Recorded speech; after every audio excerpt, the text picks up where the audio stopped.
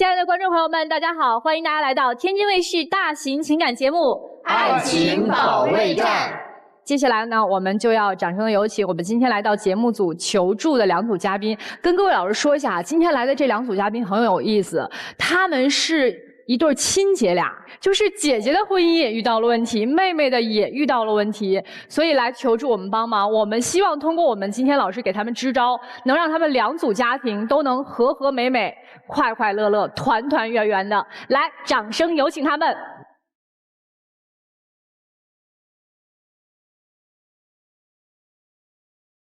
哎呦，这出场方式，姐妹俩牵着手。这不是姐妹俩，应该也是家庭成员，咱们待会儿问一问啊，欢迎大家。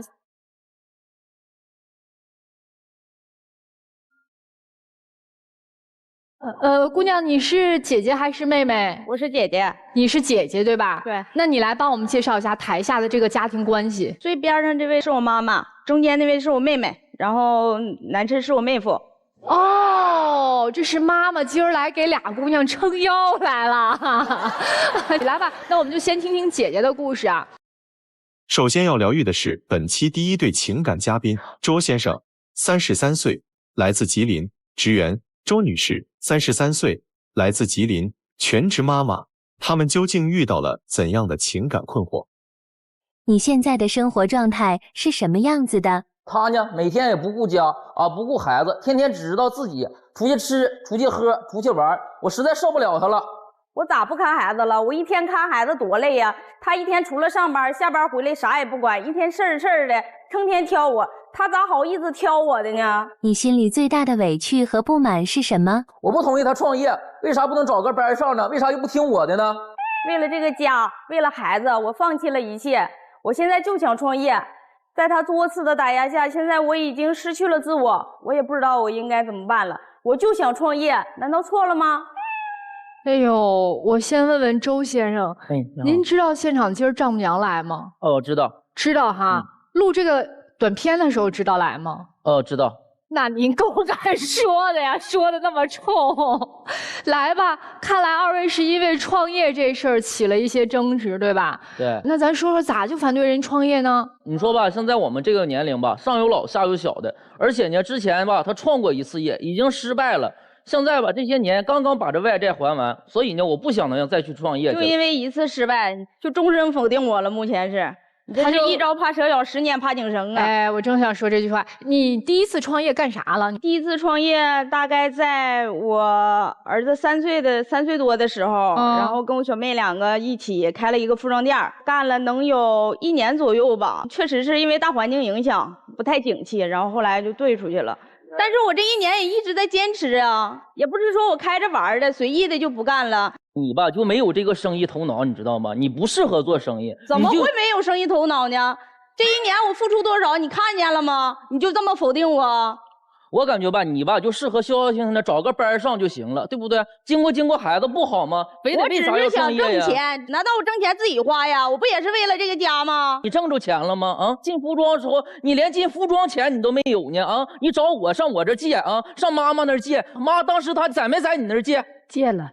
妈妈当时借了多少钱呀？借了3、4万块钱。3、4万块钱。老公当时给借了多少钱呀？没给我拿太多，就有一次比较着急缺的时候，给我拿了5000块钱。那次创业是妹妹的主意还是姐姐的主意啊？确切的应该说是我的主意，因为当时儿子3岁多，上幼儿园吧，就送走了之后回来的也早，上班也没有合适的工作，就想着自己创业，这不是比较方便吗？然后跟我小妹一起干。她能管销售，还能带孩子，就妹妹是来帮忙的，是吧？算是吧，就挣得多就多给点，挣得少后期妹妹就白干了。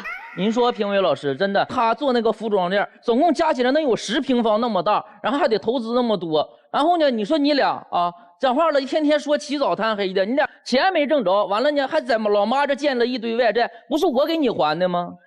赔了多少最后？就是投了10万块钱。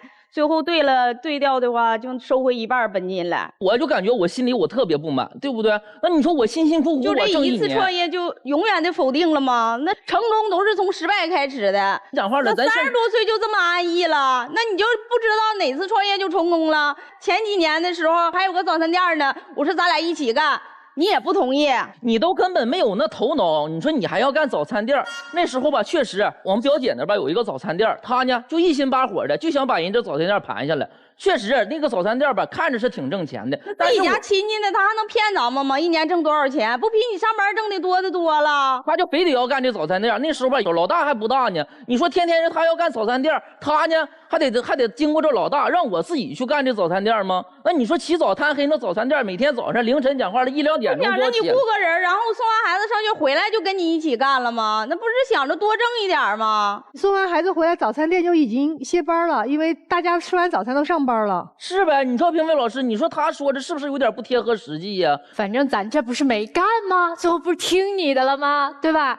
那现在这不又提出要创业的想法了，对不对？现在我想创业，我都实地考察了。考察啥了？跟我们说说。我有考察餐饮，就是火锅啦，然后还有通过我朋友介绍干想干美容店。那你考察了这么多的项目，你有没有考察你自己能够启动的资金有多少？对呀，你想过了吗？他满兜里现在我们都没有钱，还哪有启动资金呢？我去借还不行吗？我自己借完也不用你还。就刚才在短片里面，男士还提到了一个问题，除了说他要创业的这个矛盾，你说到这个女生，你说她什么每天吃喝玩乐，这个是什么意思呢？对呀，你要不上班吧，你说你在家里边，你经过孩子也好啊，他不对呢，天天没事呢，就跟这些小姐妹出去约去啊。有时候我下班回来，我都看不着他人，天天早上我上班走时饭也不做，就知道跟这些小姐妹出去吃喝玩，再就做美甲。你说哪有这样的呀？我一个月做几次美甲呀？每周吃几次饭呢？再说我出去吃饭不都是为了交朋好友吗？不是为了以后做打算吗？你不出去喝酒去，你一周7天喝6天呢？那你跟小姐妹一周出去几次，做几次美甲呀？我这美甲做一次能挺1个月呢，也不是总做，就偶尔去溜达了，哪块不相应了，然后就改了，或者是。那你跟小姐妹们出去吃饭什么的呢？一周能吃2次不错了，哪有像他说天天吃喝？是有时候我早上都收拾完屋了，送完孩子了，我就没事可能就出去溜达去，因为他也上班走了，就我自己在家，我也没意思。他有这个时间，你找份工作不好吗？你这个期间你去上个班不好吗？为啥把这个时间要浪费了我？总让我找工作，又哪有那么合适的工作？怎么叫合适？最起码要双休呀，要早上8点，晚上4点要接送孩子呀。要接送孩子。对呀。还不能挣太少，挣个3、4千块钱就行。所以你再找这样的工作吗？我有在找，没有这么合适的。你都找几年了，你还在找啊？你再找个5年8年，你50岁了还找呢？你不是挣钱吗？那你就维护这家呗。你总感觉你挣得多，挣那点工资都不够花销的。所以我想创业呀，我想挣钱呢，我想挣死自己呀。那创业的事儿就此打住了，不再讨论了啊！我们都知道你想创业，待会儿你听听老师们给你的意见，你适不适合创业啊？我再问问男生，你今儿还有啥委屈？你一气儿都说了。今年我过生日，你作为一个妻子的，不说怎么回家之后，你最起码你给你老公做一个可口的饭菜嘛。因为我过生日嘛，我回家的时候，他在沙发上煲电话粥呢，正在跟一个男的正聊天呢。然后我听这声音，我说这是谁呀？那家伙说的，哎呀妈，嘴都合拢不上了。我都跟你说多少遍了，我同学那聊天，难道我要跟着人家哭抱怨委屈，不让人外人笑话吗？跟你俩聊天3句话不来就吵起来了。那人最起码能给我提供情绪价值，他能给你提供情绪价值。对，我也关注这句话。最起码能跟我俩心平气和的聊天啊。你要是能聊出啥也行。你要说现在你找他借钱，你看他能不能借你啊？你后来我说没说过，我让不让你试过？你找人借钱，人搭理过你吗？那个生日过了吗？后来走了，生气走了，找他哥们喝酒去了。老公过生日，你给买蛋糕了吗？没买，我中午有给他发微信，我说的你晚上回去想吃啥？是在家吃还是出去给买？他说等到家再说吧。他说我徐总，你过生日，你嫂子燕子姐给你买蛋糕吗？不仅蛋糕，还有礼物，还有情绪价值。是你过生日忽略礼的，那你对我现在也不好啊！一天回来除了看手机，你还看啥？教孩子作业一会儿就急了。那因为啥？不是你导致的吗？啊！如果讲话了，就像那天我过生日，但凡有点关心，早上起来你给你老公说拿碗煮1碗面条，煮2个鸡蛋呢，你有吗？你天天讲话了，睡到日晒3更了，是不是你才起来？我早上上班，你给我有一口热乎饭吗？我下班的时候你给我做过1顿饭吗？你上班一整就加班，回来的贼晚，再不就起早老早就走了。我还得起来老早给你做饭，我经过俩孩子不累挺啊。你算了吧，你还经过俩孩子，你不累挺吗？你对孩子哪有一个好态度啊？你在外边跟你闺蜜啥有说有笑的，他呢？哎呀，他就教孩子，对于孩子教育方面，他一点耐心都没有。上周周六，我家是2个宝，一个老大，一个老二嘛，多大了都？一个8岁了，一个4岁了。然后吧，这老二呢就要吃东西，我就给他炸的那个烤肠什么的，我在这边给个哄老二吃。他呢教写作业，写作业呢，说这孩子啊，你这也不会那也不会，你天天都学啥了？急了，伸手就照那老二照脖子顶就揍一下子。马上就说教他写作业，他不会或者是错了，那教育子女不是正常吗？他教孩子也不用心，每次一教孩子就糊了，不是看手机就是这事儿那事儿的，一整就教错了。然后我家老大就信不着他，然后我一教吧，他确实我脾气有时候就比较暴躁，有时候我就生气，可能会就是打一下了或者骂他一下，然后他就说我这事儿那事儿的，他就是挑我，现在看我哪都不顺眼。那你看他顺眼吗？他天天现在也出去喝酒去啊！现在工资2个月都没上交了，一整就说钱在我这看不着，那难道我还给别人了？我不都给这家花销了吗？那他不交工资，你也没有收入，那这俩月花啥呢？就花老本了，因为每个月他给我的工资也不会都花没了。这俩月工资为啥不交了呢？每个月吧，到月底了，我说你看看这月能存下多少啊？我一问他啊，哪有存钱呢？1分都没存啊，不出去拉鸡混都不错了，所以我就不交给他了，我就放在我这，我试一试，1个月2话了，我看看我到底能不能存。你攒多少钱呢？你俩月攒多少钱呢？其实每个月也都没花了，就是我没告诉他。存下来钱了吗？这俩月？我2个月我存了3500块钱。哎，你2个月能存下来3000多吗？因为他4000多，他每个月给我3000左右块钱，然后我花销反正省吃俭用的话也能剩个1800。哎，今儿你们2个人来我们节目，想让我们怎么帮助你们？我就想让他吧，踏踏实实的找一份工作上，找工作。对不对我不想让他就天天想要出去创业去不想让他创业，就想让他踏踏实实工作。然后我不想让他天天出去跟这些小姐妹天天出去吃就是喝，让他多有时间辅导孩子功课。我就是想创业，我就想挣钱。你就是要创业？对，我也不是自己花，我也是为了这个家，我就是为了证实我自己嘛，证实我自己的价值，我能挣钱。好，你就是第1点要创业。对，第2点是有什么要求？就希望他改这脾气，就这样式，2句话不来就急了，有点暴，再不就不是他走就我走了，我俩就吵起来了。不要这么暴躁。行，一人其实就是说到底是2点要求，对吧？咱们先问问妹妹和妹夫的看法。就是我挺支持我姐姐的啊，你知道，毕竟嘛，你知道我姐夫1个月开到手3、4千块钱。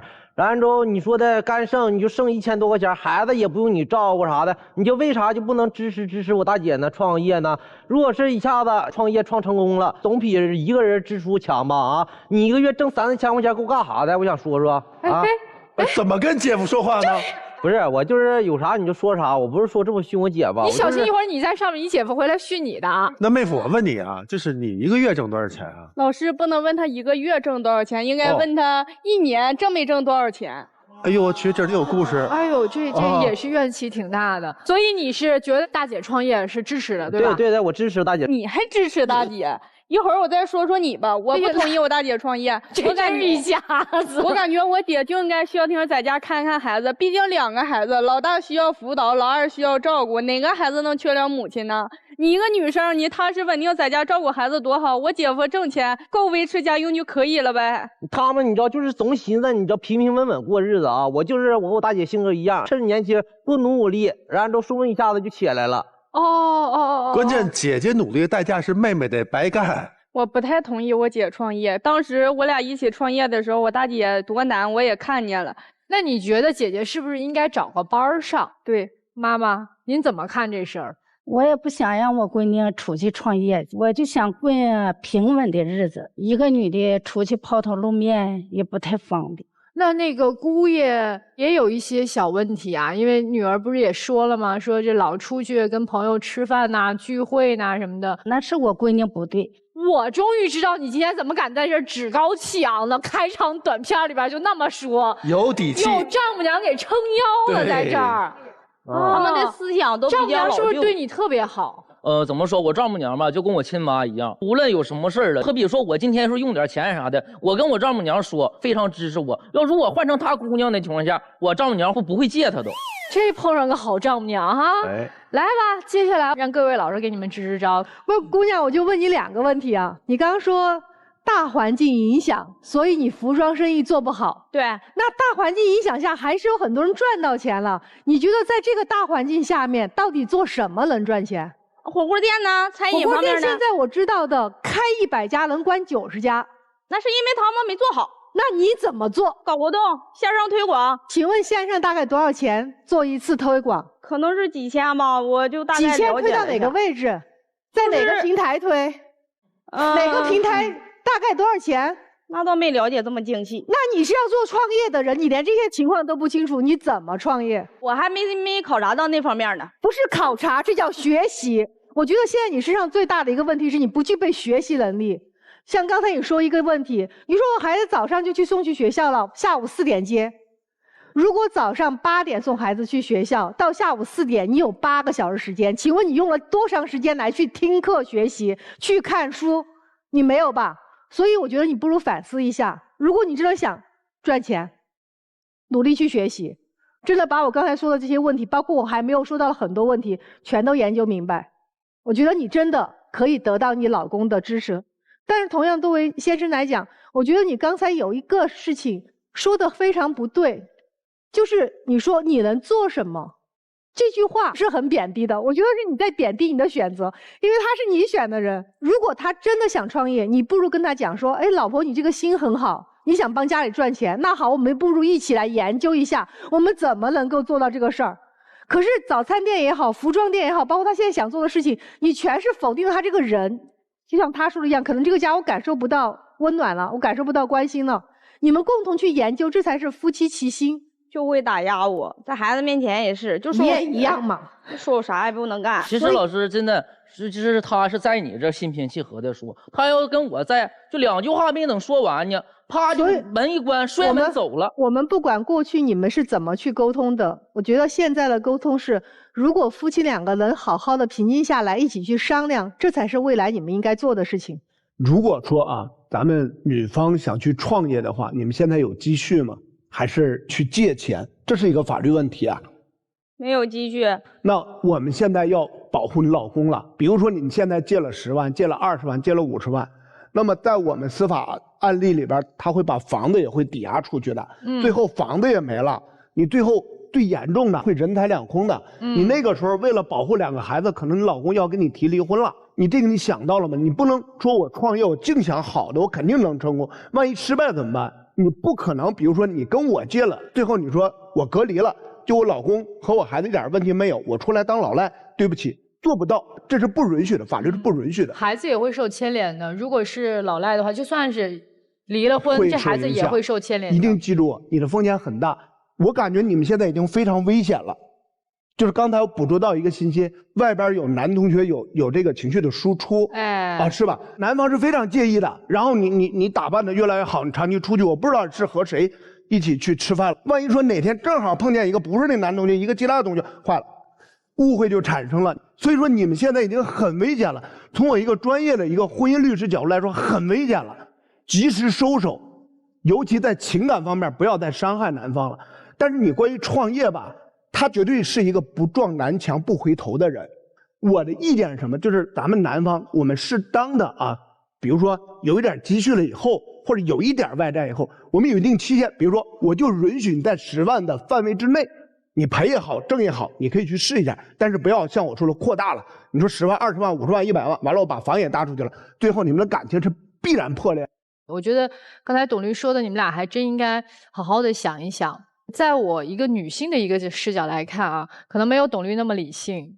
我看到的矛盾点不是创业的事儿，我觉得你们2个人之间创业就是个幌子。其实真正的矛盾是女生现在内心的不平衡以及不安分，还有你需要被别人认可和肯定，你内心极其的不平衡以及不安分，因为你看到身边的同学，可能他们过的日子都比你好，就是周围的周遭的环境，以及你这些年可能一直在家为家的付出，让你造成心中的这种巨大的落差。你觉得我这个时候不行，我必须要崛起，我必须要证明我自己，那我通过什么证明？创业。所以压根儿矛盾不在创业这件事儿上，矛盾在于你内心的这种失衡。我这些话虽然在说女生，但是我是说给男生听的。就他为什么非要死乞白赖的去创业，你能感受到他内心的那种失落吗？1周7天，您6天在外面喝酒；1周7天，您6天不管孩子的作业，刚看见1天妈妈在盯孩子作业，发了2句牢骚，发了一个脾气，就开始指责妈妈，你怎么当妈妈的？可是你没有看到他6天可能都是强压怒气，你从来没有认真的关注过你的妻子，所以你生日的时候连碗面条和鸡蛋都没有。因为你对我怎么样，我就会以同样的态度去还给你。因为她长期在婚姻生活当中，除了做全职妈妈、做家务，除了她只能这1亩3分地之外，她看不到任何其他东西，所以她会给同学煲电话粥。她能站在这个舞台上说男同学能给她提供情绪价值，这个姑娘傻呀。她现在是在把自己的把柄放在你的手里，她为的是什么？引起你的重视。所以她其实所有的种种的行为，包括创业这件事儿，也是为了在告诉你，老公，你看看我吧。我不知道我说的这些话有没有说到女生的心坎里。你们都比她懂我。如果有的话，既然你说懂你，那我觉得有的时候适时的说出自己内心的需求到底是什么，你也要认真想一想。我再给你提个醒，姑娘，你不要再跟外面的姐妹去攀比了。首先第一点，这么多老师说过来，你不是个做生意的料。第二点，我们每一个人都挣不了认知以外的钱。我其实有一想法，可能跟几位老师不太一样。我这个业一定要创，这个态度上你们2个人一定要达成一致，否则现在就是绝对是对立。甭管任何人去说女生你就不是创业的料，越这么说，她越有自己的一个动力，是我证明给你们看。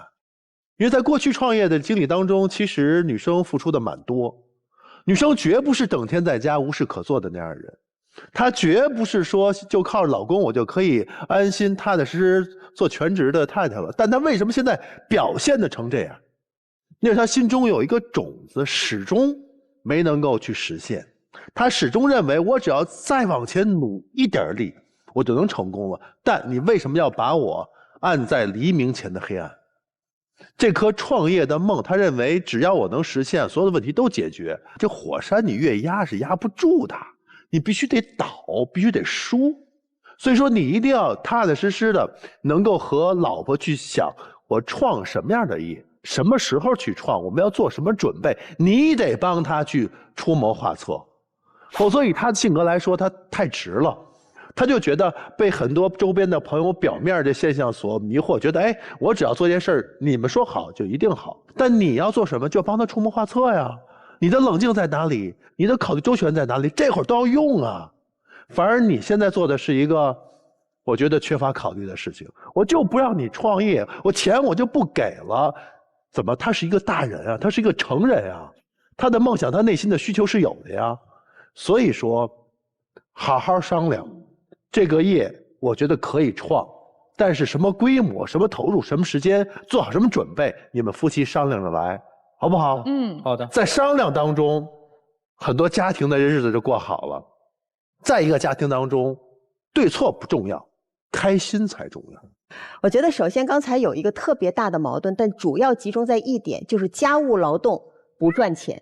如果你这个家务劳动是赚钱的，全职妈妈这个角色是赚钱的，你看看她会用一种什么样的态度去经营这个家，一定是不一样的。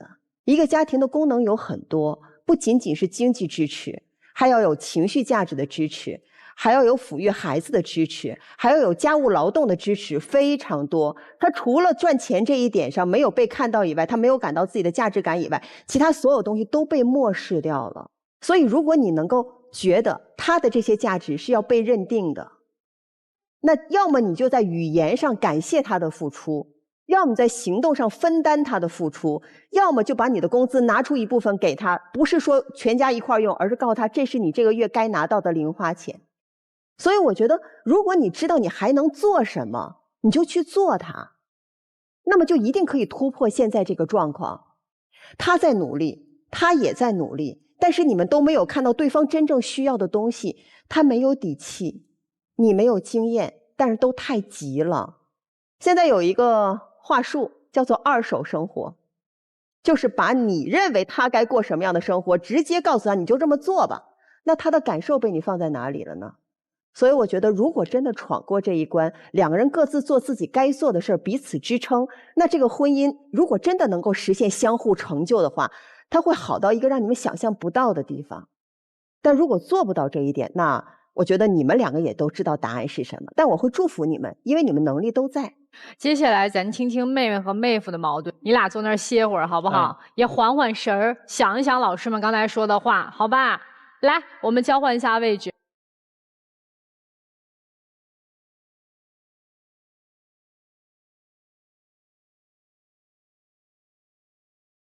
听来听去，怎么也是创业的事儿呢？对对对，我想创业。我之前也创过业，跟姐夫一起整个大排档。你俩以前搭班干过？对对对，做那大排档的时候吧，是我妹夫吧，他出资，然后呢，我吧正好会烤，我去给烤。后来，因为也是不景气，就是地摊流动摊也上不来人啊，就是干了是3个月。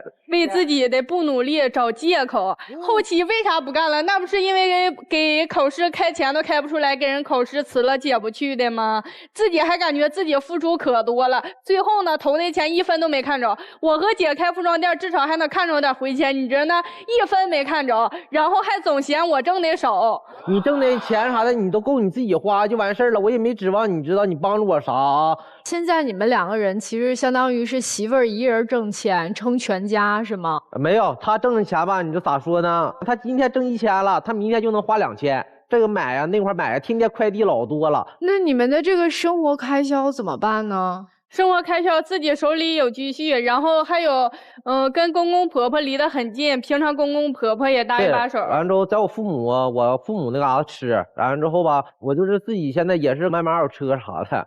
就是在你眼中那就是一份工作了，是吗？你为什么就不能脚踏实地，总想一步登天？踏实稳定的工作就装不了你，是吗？现在你知道在咱当地一个你知道保底儿工作1个月就3、4千块钱，咱们3、4千块钱不就够维持生活了吗？那你还需要挣多少？你这一天呢，你知道就是把你自己过好了，你就啥事你都想管我啊！我一跟你俩说，你就否决我，对不对啊？你创业要干啥啊？我之前你知道我也考察了，是我就是去旅游去，前段时间就上那个成都，我感觉那个他们非常粉儿，贼辣贼辣的那种，整个30-40瓶，30瓶投资也是我当地2万多块钱，加装修1万多块钱，加盟费1万多块钱。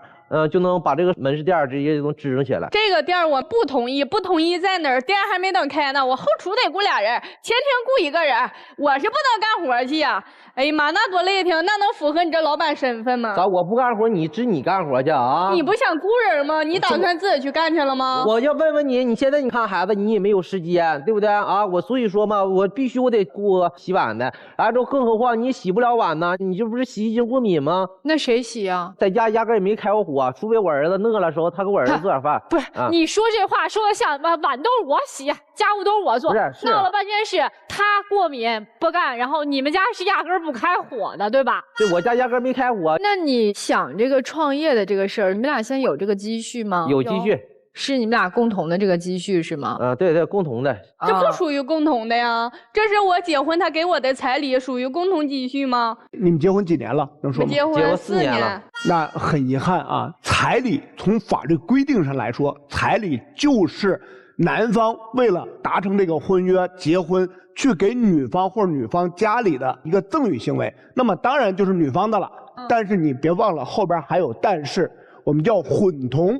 如果说你就放在了这一张卡里，你4年了你没有动，这个卡也没有进钱也没有出钱，好，这个彩礼还是你的，我相信你这个卡肯定有进有出，它混同了。没有，那么不是，那卡在我妈那儿呢。对，卡在，不是卡在。给您堵死了，岳璐，这卡我没动，我1分钱都没动。我告诉你，这个钱一直是你的。所以也就是说，意味着现在您没有任何的积蓄能去创这个业，咋办呢？有人帮助我，有人帮助你。对对对，我父母帮我。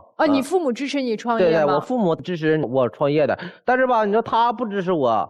他就是百般阻拦嘛。更何况我之前整过大排档，完之后吧，我在家每个月啥的也挣钱，我交没交你手里吧？你是山鹏的卖车，1年不卖1台车。你知道卖不卖1台？我是不是你知道也有收入啊？我是不是我也没待着？我想知道。那你呢就叫工作了？那我1月2、3千怎么就不叫钱呢？不是你1个月2、3千，你是为家里面支配了，还是为谁支配了？你就你没花着啊？我没花着。你1分钱没花着啊？你没吃啊？我买的水果你没吃啊？我不吃水果。我买的垃圾袋没用啊？你知道你垃圾袋是用了，但是我没花。那不都是我的花的钱吗？我问一个问题，你们家的水电煤气费谁交？都是公公婆婆交，孩子学费也有公公婆婆交。那我挣钱就我自己花就行呗。那你俩生这孩子是给公公婆婆生的呀？那他挣的也不够养活孩子呀。我养不养活孩子，你知道？那你每个月咱俩你知道维持点也行啊。你哐哐的你自己好顿买，你总把我们你就撇出去。哦，每个月相当于其实都是公公婆婆在贴补你们，对吧？对。孩子多大？4岁。孩子4岁。男孩女孩？男孩。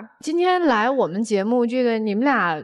就是如果说让你们各提一个最想让对方改变的一件事儿，女生你觉得你对男方最不满意的地方是什么？感觉他太不亲近了，不挣钱也行，你回家亲近点，收拾收拾屋子啥的，回家往沙发顶一躺，手机拿起来，袜子啥全扔沙发顶，往沙发顶一躺，也不陪孩子玩，我们谁喊他他都听不着，不知道怎么跟他沟通，好好说也听不见，大声喊也听不见。压根就不想搭理你，你知道为啥不想搭理你啊？那我没事喊你干啥呀？我为啥不想搭理你呢？因为你知道找我没有啥好事儿，你就干这个干那个的。你不就是害怕干活吗？那我上1天班多辛苦啊！那你1天在家啥也不干，收拾收拾家务还不行了？咋的？我收拾家务我没干呢，我收拾完家务活啥的，你知道你们回来哐哐一顿霍霍。我干活的时候你也没有珍惜啊！那我白天上1天班多累呀，晚上回来你咋不知道来，你现在最不满意他不干家务活这事儿吗？不干家务活不挣钱，不干家务活不挣钱还有啥？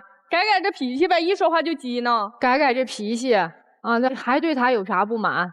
不按时回家还喝酒，1周喝几天？1个月有时喝20天，现在可能1个月喝10天，然后2点回家，有的时候都快2天了才回来，回来了还说我咋不等他呢？我啥让我说这话啊？你就是没理变3分的人，你知不知道？你这一天你知道啥好人都得污蔑到你嘴上，你这一个劲儿梆的，你啥样等过我2点多回家呀？谁家好人2点多还等你呀？再说那喝酒为啥喝到2点多？下午4点就开喝，喝到2点，你还理直气壮了？我问一下姑娘，你跟公婆的关系怎么样？很好啊，因为公婆一直都在帮衬着你们。对呀，一直都很好呀。只要他不掺上，我跟谁都挺好的。我跟你说，今天我要下班回来了，比如说我比较累了，进屋不开心了，然后我们吃饭的时候他不会说，等到一回楼上就开始说了啊。那个下班回来也不跟我爸和我妈说话，不知道谁又得罪你了。其实什么事都没有。不是说的像他这么说的啊，他一回来，你知道大包小包，你知道拎的，你知道左一件衣服右一件衣服买完了之后回来了，然后小脸就抻着，你知道就是你知道上我父母那吃饭，你回来你高低啥的，你说句话呀，对不对啊？那天就是你知道我老妹，你知道上我家过儿子买的好吃的，买玩具啥的，他回家你知道连瞅人都没瞅人家啊，你知道连话都没说，直接就盘腿直接穿鞋就进屋了，穿鞋进屋了往那一坐开始。你知道自己就吃上饭了，也没等别人，也没问问啥的。你知道我回来我能不跟他说吗？能不跟他发现这事儿吗？那我不是累了吗？上1天班我不也挺累吗？那我要见你父母呢？那不是你小妹吗？那要是爸和妈我能不说话吗？那小妹儿我还怎么说？我咋说？我进屋咋的？那我见你老弟我不说话，你啥感觉呀？那我也没有不说话呀。那进屋我也没不瞅他呀。是不是我说话的时候你才说的话？他不在陪孩子玩吗？你们俩除了需要这个男方父母在经济上给一些支持外，孩子现在主要是谁在带？我带，白天上学，周六周日爷爷奶带，晚上我带，从小到大都是我自己带的。父亲对孩子的陪伴怎么样？没有，压根儿就没有陪伴，天天自己回家就躺那玩手机。孩子要是找他爸爸跟我玩会儿，儿子打完这把的，然后打游戏的时候还唧唧来来的。我陪伴啊，我也陪我儿子玩。我就是你知道我领我们上我那个商场啥的，你知道就总去玩去啊，不像他这么说的，你知道1个月也得去个4、5趟吧，你知道玩去，然后在家4、5趟都是你陪他去的吗？咋的？我没去吗？我上班的时候你陪孩子去玩去了？咋的？我没去啊，晚上啥等你下班咱去不去？那365天你认为你陪几天？感觉啥？也就5天。你陪伴孩子，你知道最多，你为家庭为这些事你付出多些呀啊！那家收拾屋子啥，我不也在付出吗？你收拾屋子，家庭付出是什么？我听听。你知道整做买卖的时候，你知道连就是没有人去帮去。你问我姐夫，在这期间，但凡你知道我又收拾了擦桌子，把烧烤串你都学会了啊。我感觉这可能是他唯一能说得出口他懒的理由了，就是他唯一干过他认为值得他说出来的事情了。其他的事儿呢？不是，那是不是也干了？人家也干了。我干了。是干了，干3月，投进去的钱我1分都没看着啊。不是我那啥，我投进去钱，你知道，但凡啥的，你知道人能有人去帮我去，你知道也不至于。他在那，你能去我2趟，我去帮你就能看着钱了。你去帮我2趟，但凡啥的考试不顾考试，是不是？我一去不就嫌弃我磨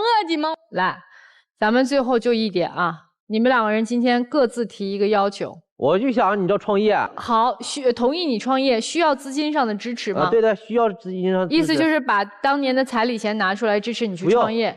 不用，你给我少拿点也行。他不还是拿吗？手里有钱，就是我挣工资啥的，你知道挣钱啥的都到他那儿。我现在红包里面就20块钱。行好，这是你的要求。来，我的要求他对我好点呗。怎么好？你说出3点。我说出3点。第1点，别天天1宿半夜不回家，成天喝酒。早点回家。对，少喝酒。来，第2点，早上没啥事也不干活，送我跟孩子，晚上接我俩。第3点，家里早送晚接。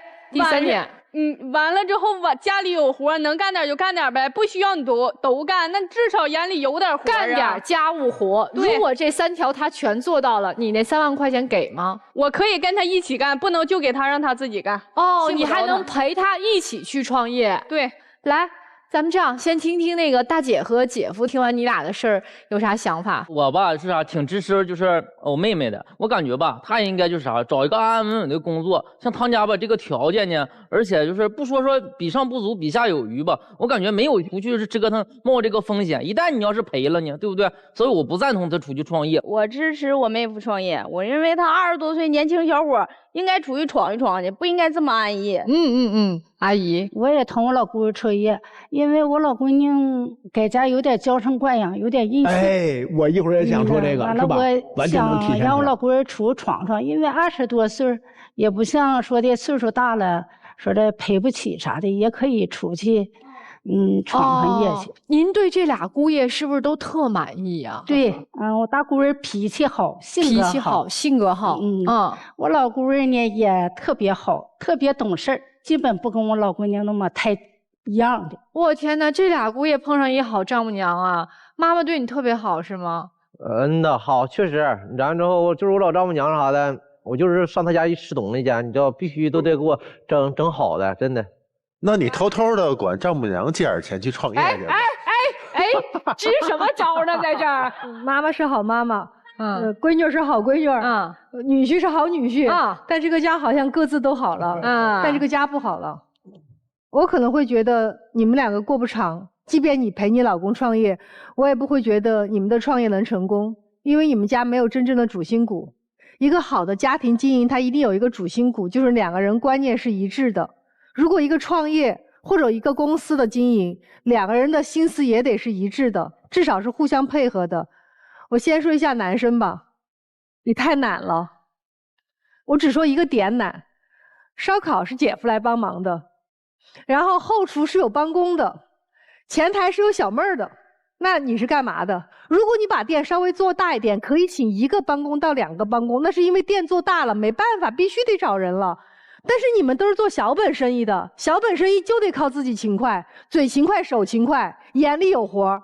就像我们经营一个家一样，你眼里没有活，这个家不可能经营好。如果你们真的想把事情做好，其实最好的方式，先踏踏实实的干事儿，踏踏实实的把家里边所有该陪伴的、该把家务做好的先做好。至少你们得给父母做饭了吧？天天吃父母的，啃老啃的也有点明目张胆，这个是不对的。你们2个都成年了，也都是孩子的父亲和孩子的母亲了。你们应该真的去学会怎么去把你们的小家庭经营好，所以我觉得先把家做好。第2个，其实就像刚才你说我也去卖车了，我不知道你卖了几辆车，但是如果你真的一门心思专在这个工作上面，你不会是只做成现在这个样子的，所以不如先踏踏实实找份工作，踏踏实实把家经营好。另外，其实我觉得对于姑娘来讲也是一样的，你老公可能就是那种就想往外走的人，那你要学会的是如何把他蹬回来。这个蹬回来不是把他拴在家里，而是蹬回来教会他如何去做事儿。就像刚才你说的，你说你请人全是请人，你不是要做个肥肠店吗？肥肠店真的挺好的。那好，你说你要开肥肠店，那我们算上这个肥肠店大概多少钱？你要请一个人大概得花多少钱？每个月给人家五险一金得上着，大概得花多少钱？这也是一种瞪法。所以瞪的工作，瞪在家庭里边做的事情，两个人不如一起做家务，可能你们的家才能变得更好。但如果你们俩还是这种吵的模式，估计3年过后你们就吵散了。我想还是先说一个法律问题，毕竟我是律师啊。刚才大家都可以听到啊，你说你们只是自己维持自己的生活就可以，那更多的支出都是孩子的爷爷奶奶，对吧？在给你们帮衬。那么这个帮衬就跟刚才你们两个不一样了，帮衬是赠与，你赠完以后就不能返还了。明白吗？但是我通过这一点，我想说什么呢？就是，法律以外的问题，其实我是支持创业的，因为什么呢？如果说你们坚持下来，往好的方向走，创业，你媳妇儿绝对她是一个特别好的一个助手。如果要是把这个坎儿迈过去了，你俩婚姻也是很幸福的，财富我认为也没有问题。但是周老师说你俩这个感情这块不看好，但我不一样。你别看你俩打打闹闹，你俩感情我认为没问题。然后我再说创业，你发现了吗？你是出一趟差，我就感觉项目好，我要做这个项目，这是非常危险的。你不了解他，我开个玩笑，拿我举例子，所有的律师刚一步入这个行业以后，我都要做大案子，都走过弯路。所有刚入行的律师都要往那方向去走，但是有多少28定律甚至19定律都会淘汰下来了。就是你这种投资的这种方法，我认为改一下。我是看好你投资的啊，因为你爸你妈能够支持你。刚才姐夫也透露出来，他家里边条件应该还不错。我是支持你去创业的，但是一定要注意方式方法。我想就是跟周老师说，你先塌下心来，对吧？如果说你真是那个什么叫回肠店，对吧？你先去给人打工吧，但是这是我自己的想法。你先给他摸得透透的，不一定非得干这个。还是刚才说，我认为车这块就是你的，我只是一个举例子啊，就是你的优势，因为你之前接触车上下游，对吧？资源你会更舒服。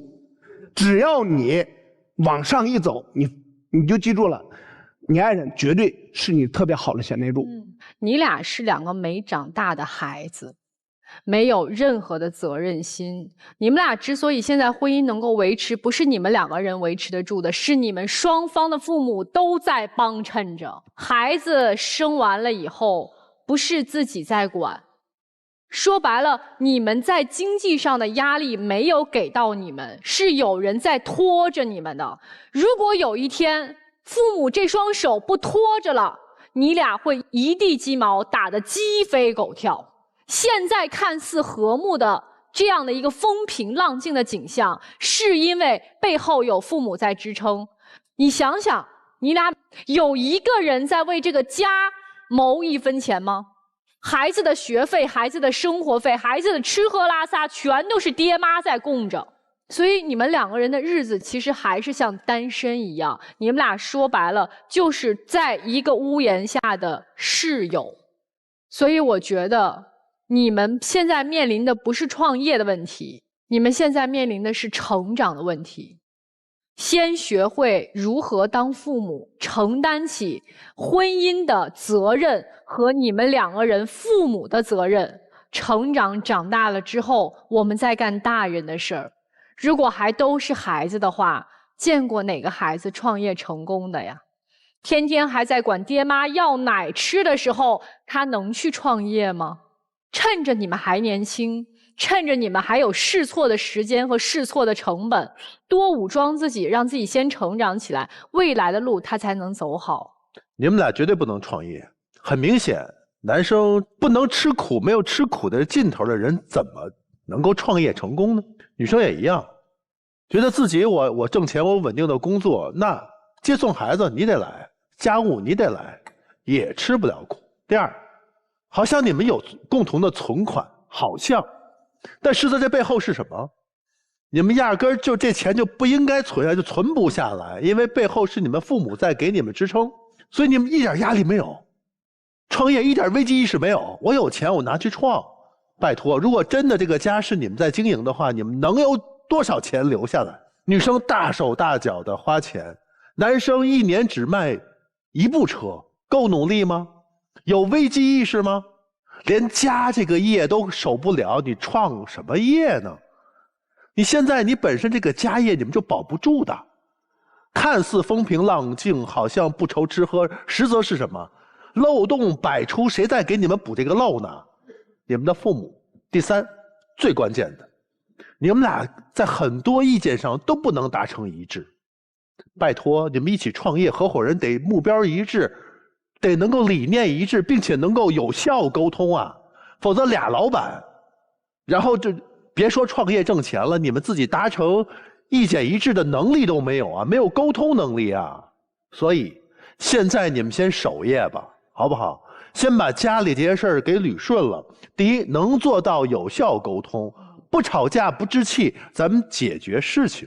第二，你要知道你们家有多少底儿，你们俩这个家有多少底儿，我们能做什么事儿。第三一个，咱们先踏踏实实的把现在的这个工作做好。男生在帮朋友是吧？在卖车是吗？对，我觉得你不是在帮朋友，你是在以朋友的这个资源做一个偷懒的一个借口。否则你但凡你努点力，一年只卖出1辆车呀，寒碜。朋友那边我估计对你也有看法的，所以说咱先踏踏实实把现在工作做好，然后再谈出去投资花钱的事儿，对不对？女生啊，别那么花钱了。你们家、你们的孩子，你做一个母亲应该做的事情做到了吗？先把家里这个事儿搞定，再谈创业。我觉得两个人啊，有点半斤八两。半斤八两在哪儿呢？其实刚才各位老师都提到过了，就是都没有真正的独立。但是我觉得在这个过程当中呢，我们要分几个层面去看。首先是我们要对压力这件事情是要有觉察的。我觉得你们两个人能够感受到自己是有压力的，但这个压力有多大？没到绝境，还没到崩溃的那个边缘。但是表达压力的出口不一样。男生出去找人喝酒、吃饭、应酬，半夜3更不回家，包括他打游戏，其实这是他转移和发泄压力的方式之一。女生絮絮叨叨没完没了，在那里不停地唠叨着，这是他表达压力的方法之一。所以男生和女生表达压力的途径不同，你们能不能理解到对方这么做是因为他有压力？如果你意识不到这件事情，那就都是错。但如果你能够觉得他有压力，我能看得到，这是你们两个人现在能够实现缓冲的一个非常重要的关口。一定要先对压力有觉察。第二个，我说实话，我觉得你找了个好媳妇儿。你们和姐姐家庭当中的矛盾不一样，他们的困境是在于要向内求安稳、求安全。你找的这个好媳妇儿呢，是因为她可以有和你开疆破土的这种勇气，她可以陪你去赌一场、输一场。你看，她说我可以跟着你一起去干。这句话的背后就是她没有论输赢，她没有论成败，她就是我要和你一起去做这件事情。我可以放下好多事儿，当然了，这个前提是因为你们俩都不独立啊。因为你们两个人都觉得输了也没事，有人拖着你们。对。但如果你们真的其实你们这样的性格特别适合去开疆破土的创一个业，但是不能只有你们俩，现在也不是时候。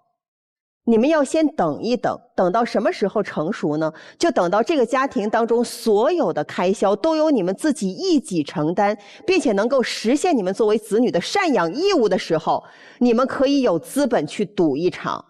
所以这其实都是两个人在一段成熟婚姻当中慢慢成长的过程，就像没有人一开始就是个满分父母一样，我们说能做60分就不错了，婚姻也是这样，没有人要求你们拿到一个满分和高分，你们一步一步的肯改变就可以了。老师们给支了很多的招啊，也说了你们两个人的一些问题，我不知道你们两个人能听进去多少，但我觉得不管怎么样，今天来了我们爱情保卫战，其实可能就意味着是一个好的开始。所以接下来这样，姐姐和姐夫，妹妹和妹夫，咱们都分别回到转门后，考虑一下你们待会儿是要牵手出来，还是说我们需要冷静冷静。妈妈可以坐在台上，我们一起等着他们的结果，好不好？来，感谢我们2组嘉宾，谢谢。先回到转门后。来，我们讨论一下，你们在转门后听一下出来的条件啊。姐姐和姐夫，各位老师，你们觉得他们出来应该设置一个什么样的条件？可以把创业放在日程上，然后一起去探讨。就是女生的，就是姐姐提出创业这件事儿提上日程。对，就是男生同意创业，男生是同意的，但只不过我们需要探讨。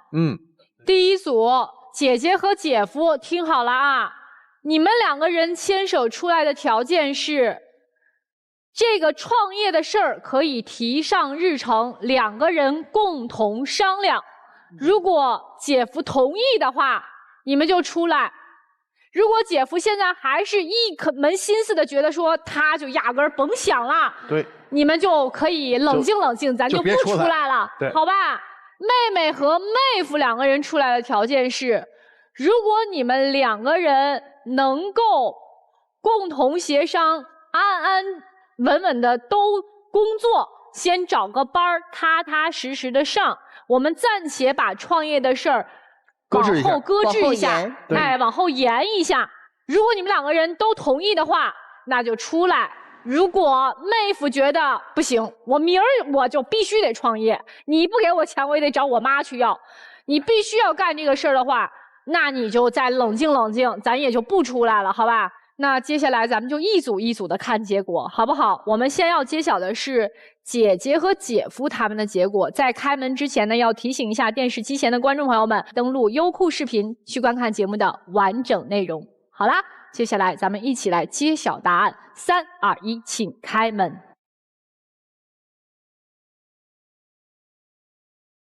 哦。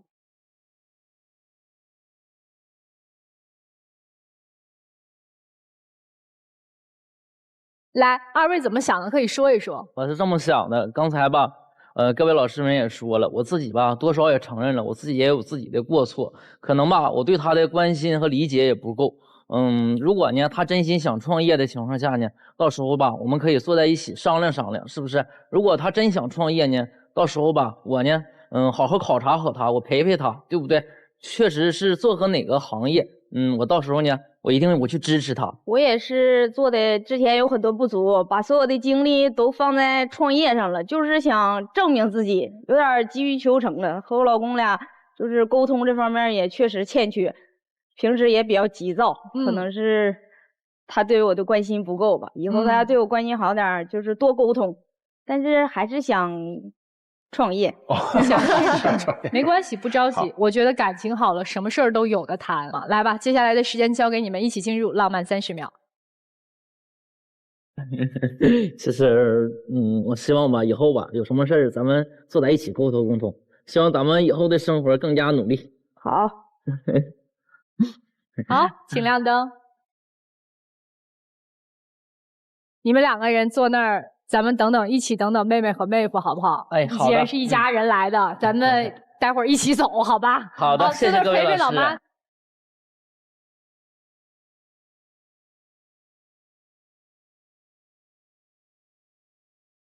来，我们一起来揭晓下一组嘉宾的结果。3、2、1，请开门。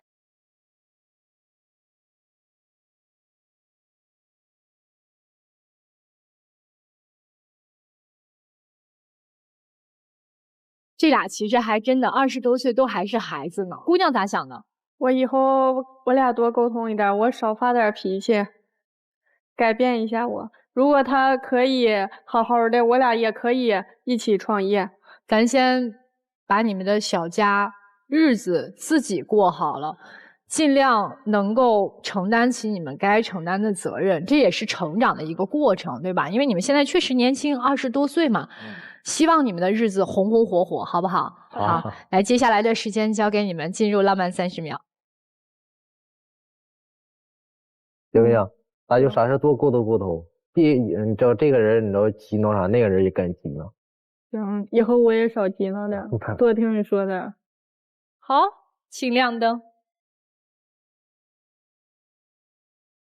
我觉得这样吧，咱们大姐、大姐夫还有妈妈一起到台上。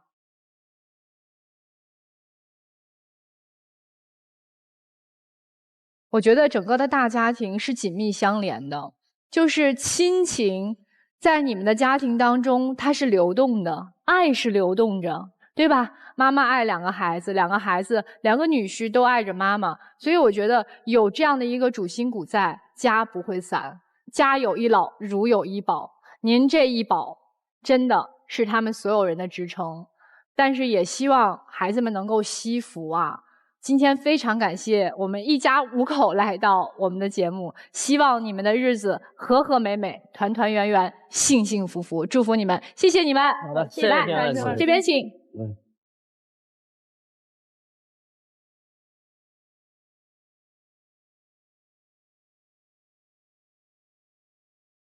好了，接下来呢，让我们一起进入婚恋新说法。我们结婚7年。最近我发现我媳妇背着我放弃了我们的宝宝，我问她为什么，她赖我在她家人生病时没能给予足够的经济支持，但我认为我们的钱是夫妻共同财产，我也有支配权，我为了小家不把钱都花出去也情有可原，但这些不足以成为她背着我不要我们孩子的借口，孩子是我们2个人的，我认为她没权利这么做，我该怎么面对我俩的未来？小伙子，我告诉你，他还真有权利做。因为根据《妇女权益保障法》的第32条规定呢，妇女依法享有生育子女的权利，当然也有不生育子女的自由。那么这是其一。其二呢，根据我们的民法典婚姻编的司法解释也规定了，如果说男方以女方擅自终止妊娠、侵犯自己生育权为由去起诉的话，那么法院是不支持他的。也就是说，不管是从直接还是间接的法律规定，他都有权利这么做。那么话说回来，小伙子，你一定要反思一下，你的爱人为什么连你们爱情的结晶都不要了呢？说明你们缺乏沟通，他的心结没有打开。所以说，希望你下来好好的和他交流，后边我们把日子过好了，我们还可以再要。好的，非常感谢电视机前观众朋友们的收看和陪伴，我们这一期的爱情保卫战就是这样了，下期再见。